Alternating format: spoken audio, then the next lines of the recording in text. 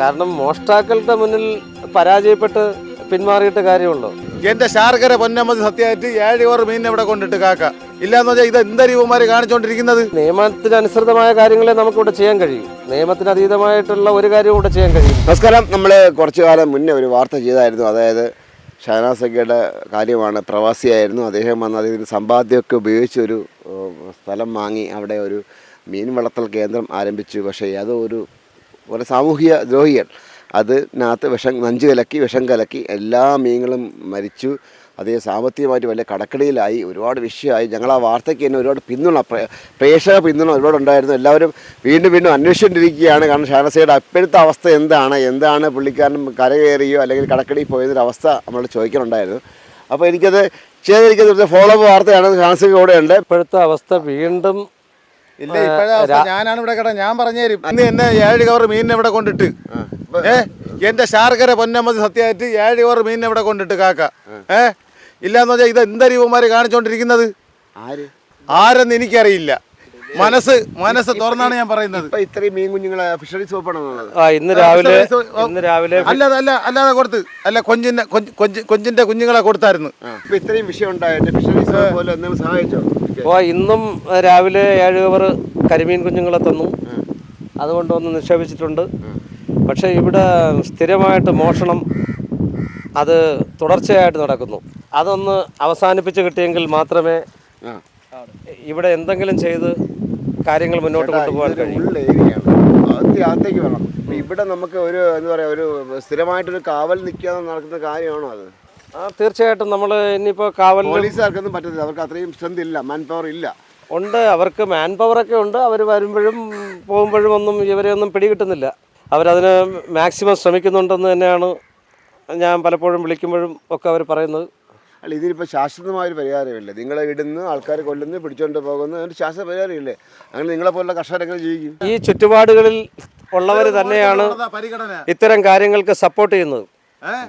ഇവിടെ എന്തൊരു പരിഗണന ഉള്ളത്?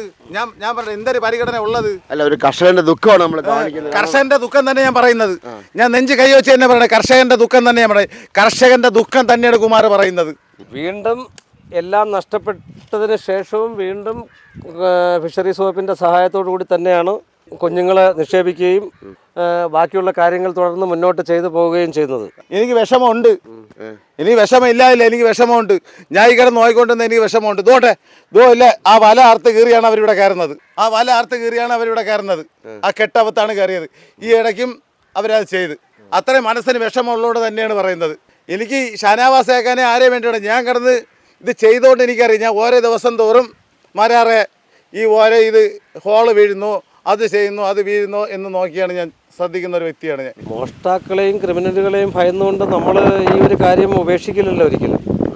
ഇല്ലല്ല, അതിന് ഒരു പ്രതിവിധി കണ്ടെത്താൻ വേണ്ടി തന്നെയാണ് നമ്മൾ ഒരു റൂം കാര്യങ്ങളെല്ലാം കെട്ടി സെക്യൂരിറ്റികളെയും മറ്റുള്ള കാര്യങ്ങളെയൊക്കെ ഇട്ട് മുന്നോട്ട് പോകാൻ തന്നെയാണ് തീരുമാനം.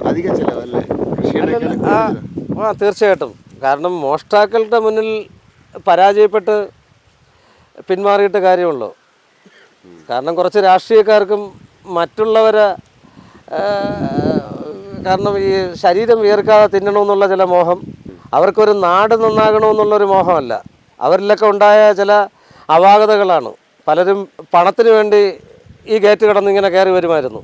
നമ്മളെക്കൊണ്ട് കഴിയുന്ന ചെറിയ സഹായങ്ങളൊക്കെ നമ്മൾ അവർക്ക് ചെയ്തിരുന്നു.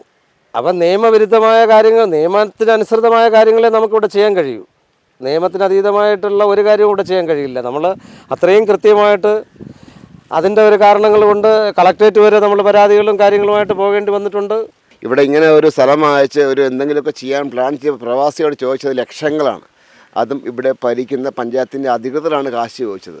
ഇനി അതിൻ്റെ പേരിലുള്ള വൈരാഗ്യമാണോ എന്നറിയില്ല. അദ്ദേഹം അത്രയും കാശ് മുടക്കി ഇവിടെ ഇതൊക്കെ ഇതിൻ്റെ ബാക്കിൽ കാണാൻ പറ്റും. ഇത് ഇങ്ങനെ ഒരു സാധനം അറേഞ്ച് ചെയ്യണമെങ്കിൽ എത്ര കാശുണ്ടാകും?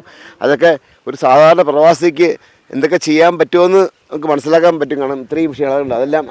അതെല്ലാം മീൻ കുഞ്ഞുങ്ങളെ വളർത്തുന്ന സംഭവമാണ്. അതെല്ലാം കട്ട് ചെയ്ത് എല്ലാം എടുത്തുകൊണ്ട് പോയി. അത് മാത്രമല്ല, പരസ്യമായിട്ട് വന്നിട്ട് ഈ പറയുന്നൊരു പ്രവാസിയോട് കാശ് ചോദിക്കുന്ന പഞ്ചായത്ത് അധികൃതരുണ്ടായി.